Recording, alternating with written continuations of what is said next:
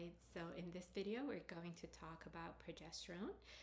Progesterone is one of our main two hormones as females, including estrogen. Both of these hormones, rise and drop throughout our cycle, therefore forming our cycle.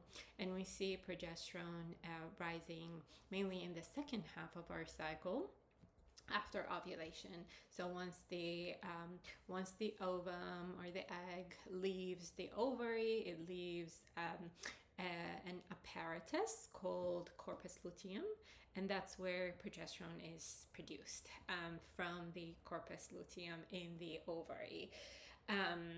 And progesterone naturally is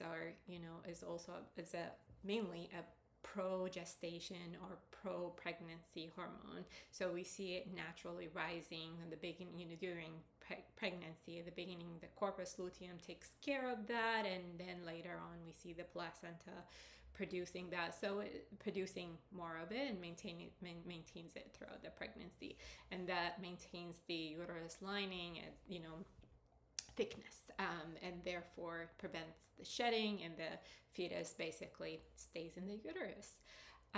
Outside of pregnancy, however, progesterone is our calming, our calming hormone. So once let's say, for example, we take progesterone orally or through the skin, progesterone turns into something called allopregnanolone, and that works on inhibitory receptors called GABA in the nervous system. And though the activation of those inhibitory receptors basically tells the nervous system to, take a break, let's calm down. They are little breaks, So that tells us the indications basically of progesterone. How can we use it? Well, why would we use progesterone outside of pregnancy? Basically to induce that sense of calm, to activate those GABA receptors, and tell our nervous system to take a break and calm down.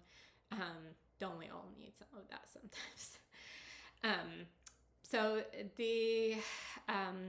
So that translates in day to day. When are those times? When do we see those needs? Basically at times when we see more sleep deprivation, when we are struggling to fall asleep, when we are recurrently waking up throughout the night.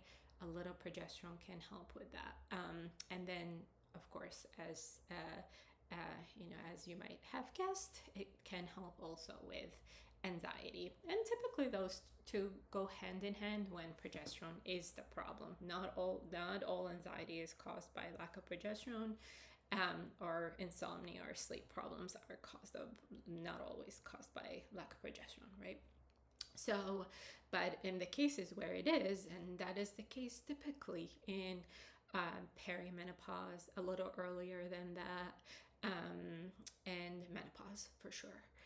So we see progesterone works like magic. It is it's beautiful medicine, underutilized, and I always think of it as a gift from Mother Nature. So that goes over a few things about progesterone today. We talked about what is progesterone and what are the indications for it and how it works in the body. Maybe next we'll talk about what are the signs of low progesterone or too much progesterone, maybe in the next video. I'll see you then.